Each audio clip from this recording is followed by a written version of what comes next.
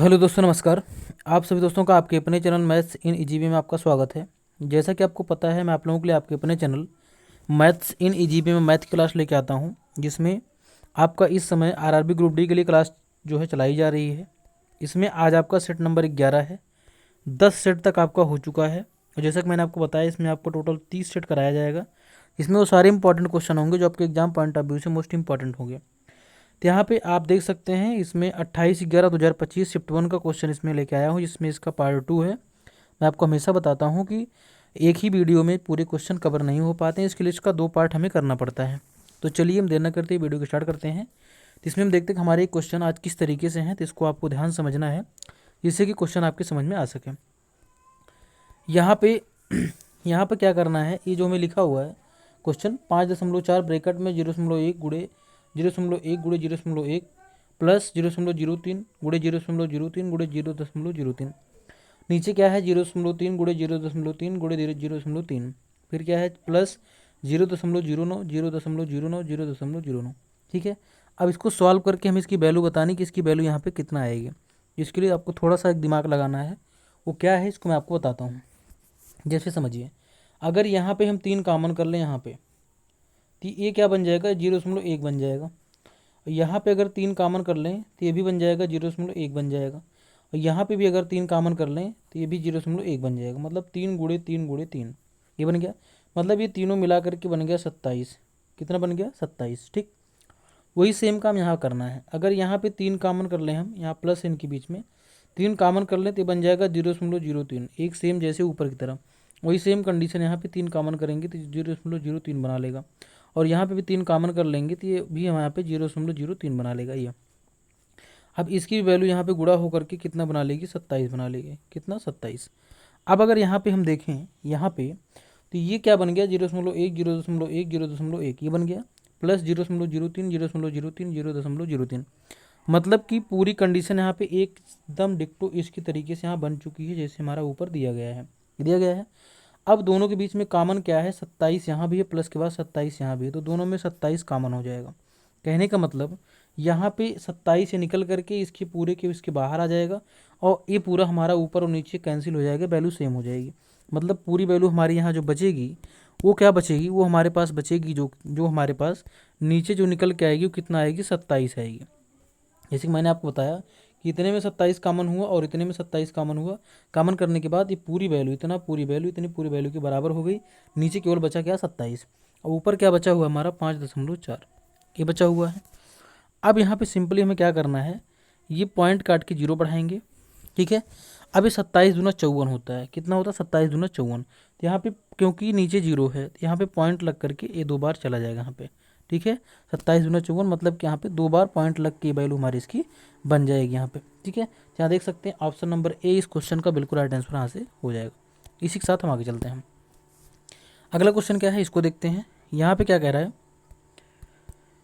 एक पिता की वर्तमान आयु अपने 2 पुत्रों की वर्तमान आयु के योग की दोगुनी है। 20 वर्ष बाद पिता की आयु उसके पुत्र की आयु के योग के बराबर होगी। पिता की वर्तमान आयु हमें यहाँ पे बतानी है। चलिए यहाँ पे लिखते हैं। यहाँ हमने लिख लिया फादर, यानी कि फॉर फादर एज फॉर सन, पिता और पुत्र।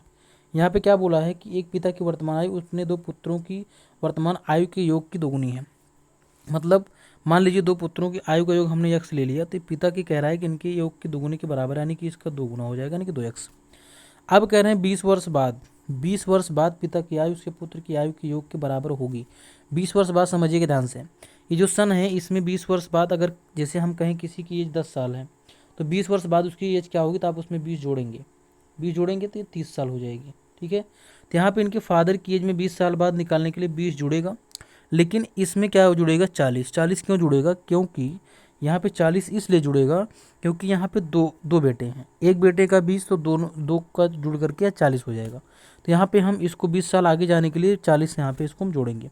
अब कह रहा है इतना होने के बाद ये दोनों आपस में इन दोनों की आयु का योग क्या बराबर हो जाएगा।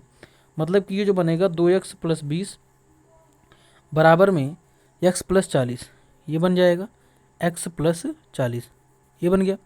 अब इसके बाद यहाँ से अगर हम x की वैल्यू फाइंड आउट करते हैं तो x की तरह -x बना लेगा और 40 से 20 जाएगा 20, यानी कि x की वैल्यू हमारे पास कितना आ गई 20 आ गई।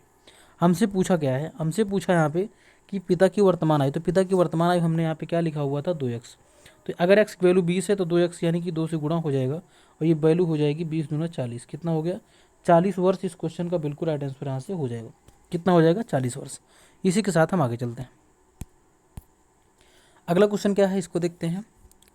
इसमें यहाँ कह रहा है, इस क्वेश्चन में यहाँ पे कह रहा है डेटा 1 11 11 8 18 8 7 7 7 एक्स वाई, इसका यहाँ पे कह रहा है कि बहुलक इसका 8 और 8 का बहुलक ज्ञात कीजिए। यहाँ पे में दिया गया है 3x प्लस में 7y बराबर में 42, इतना दिया है।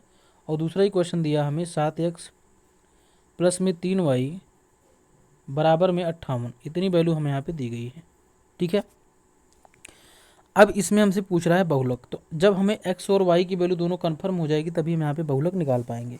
बहुलक का मतलब क्या होता है, कोई आंकड़ा अगर दिया है तो उसमें सबसे ज़्यादा बार जो नंबर आया रहता है, जो संख्या आई रहती है, वही हमारा बहुलक होता है। तो बिना x और y की वैल्यू निकाले हुए हम जान नहीं पाएंगे। तो इसमें हम क्या करेंगे, एक की वैल्यू को बराबर करेंगे, चाहे x की कर लें चाहे y की। तो अगर यहाँ पे देखिए x के साथ 3 है, यहाँ पे x के साथ 7 है, तो इसमें अगर 7 से गुणा कर दें, इसमें अगर 3 से गुणा कर दें, तो हमारा x वाले वैल्यू यहाँ पे बराबर हो जाएगी।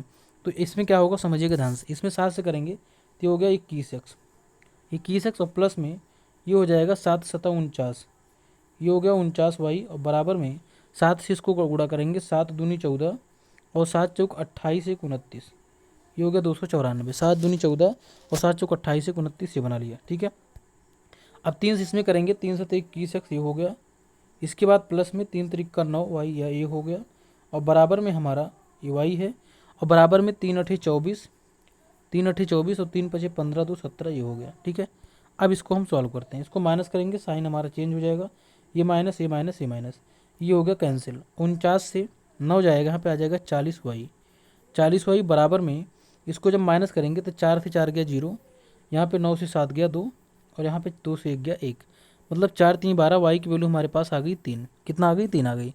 इसको हम यहाँ पे लिखते हैं, मतलब y की वैल्यू हमारे पास हमें 3 मिल गई, y बराबर 3 मिल गया। अब यही 3 वैल्यू y की जो वैल्यू आई है, चाहे इसमें पुट कर लेंगे चाहे इसमें पुट कर लेंगे, हमें यहाँ पे वैल्यू मिल जाएगी x की। चलिए रखते हैं, तो हो जाएगा 3x और प्लस में इस 7 और y, 7 तरीक y की वैल्यू 3 है, 7 तरीक 21 हो गया और बराबर में 42 है।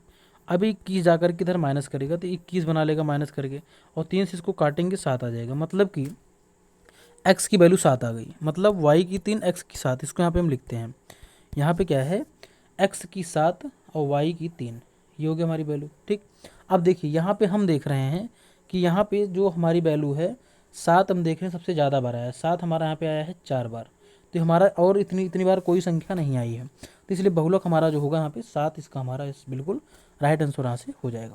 इसी के साथ हम आगे चलते हैं। अगला क्वेश्चन क्या है इसको देखते हैं। यहाँ पे कह रहा है सुषमा ने 1,20,000 में एक पुरानी कार खरीदी और उसकी मरम्मत पर 28,500 रुपये खर्च किए। फिर उसने उसे अपने दोस्त सैम को 1,38,600 में बेच दिया। उसे कितने प्रतिशत लाभ या हानि हुई है, इसको हमको बताना है। जैसे मान लीजिए उन्होंने 1,20,000 रुपये में उसको ख़रीदा, ठीक है, फिर उसके बाद उन्होंने 28,500 रुपये उस पर खर्च कर दिया मरम्मत कराने में, 28,500। तो टोटल इन्होंने लागत जो लगाई है वो क्या लगाई, 0 0 5 8 4 1, 1,48,500 लागत लगाई है। अब इन्होंने बेचा कितने में, 1,38,000 में। कितने में, 1,38,000 में। तो इनको घाटा हो रहा है यहाँ पे, तो 1,38,000, देखिए 1,48,000 हमारा जो है 1,48,500। एक मिनट इसको इरेज करते हैं थोड़ा सा। यहाँ पे 1,48,500 रुपये इनकी क्या आई है, ये लागत आई है। ठीक है, अभी बेच रहे हैं 1,38,000 में, 1,38,600 में। तो इनको क्या हो रहा है, घाटा हो रहा है। क्या हो रहा है, घाटा हो रहा है। कितने का हो रहा है, 0 से 0 गया 0, 0 से 0 गया 0, 15 से 6 गया 9 और 17 से 8 गया 9, 17 से 8 गया 9, मतलब कि 9,900 का इनको क्या हो रहा है, घाटा हो रहा है। कितने का, 9,900 का। ठीक, अगर 9,900 का घाटा हो रहा है तो इसको हम यहाँ लिखेंगे ऊपर, यानी कि 9,900, इसको क्या हो रहा है, घाटा हो रहा है। इसको 100 से गुणा करेंगे। इसके बाद यहाँ पर टोटल जो इसकी लागत आई थी वो 1,48,500 आई थी। कितना, 1,48,500 ये इनकी लागत आई है। इसी को हमें क्या करना है, सॉल्व कर लेंगे आप, यहाँ से आपको ये देखने को मिल जाएगा कि इसको 6.67% की हानि यहाँ पे इसको हो रही है। ठीक है, इसी के साथ हम आगे चलते हैं। अगला क्वेश्चन क्या है इसको देखते हैं। इसमें यहाँ कह रहा है तेल की कीमत में क्रमशः 50% और फिर 140% की वृद्धि की जाती है, समतुल्य एकल प्रतिशत वृद्धि कितना, हमें ये बताना है। अब समझिए ध्यान से, जैसे मान लीजिए हम कीमत मान लीजिए 100 रुपये। अब अगर 50% वृद्धि की जाएगी तो 150% लेगा, कितना लेगा 150%। फिर 40% की वृद्धि की जाएगी तो 140% लेगा, ये होगा। ठीक, अब इसके बाद यहाँ पे सॉल्व करेंगे, 100 से 100 कैंसिल, ये हो जाएगा, 0 से 0 कैंसिल, 0 से 0 कैंसिल, 15 चौके 60 और 15 के 15, 5 20 एक 21, यानी कि 210। मतलब यहाँ पे 100 की चीज़ 210 में बिच रही है, समझिएगा ध्यान से। मतलब कि 100 की चीज़ जो थी ये बेचा जा रहा है 210 रुपये में। कितना ज़्यादा बढ़ा के बेचा जा रहा है, ये बेचा जा रहा है बढ़ा के 110 रुपये। तो 100 पे 110 रुपये कितना परसेंट होगा, 110% ही बनेगा। कितना बनेगा, 110% हमारा इसका बिल्कुल राइट आंसर यहाँ से हो जाएगा। यहाँ पे ऑप्शन नंबर सी इसका यहाँ पे बिल्कुल राइट आंसर हो जाएगा। इसी के साथ हम आगे चलते हैं। अगला एक आयत ABCD के अंदर कोई एक बिंदु P है। यदि PA बराबर 85, PB बराबर 65 और PC बराबर 5 है तो PD की लंबाई हमें यहाँ पे बतानी है। लाइट खराब, कहो खराब,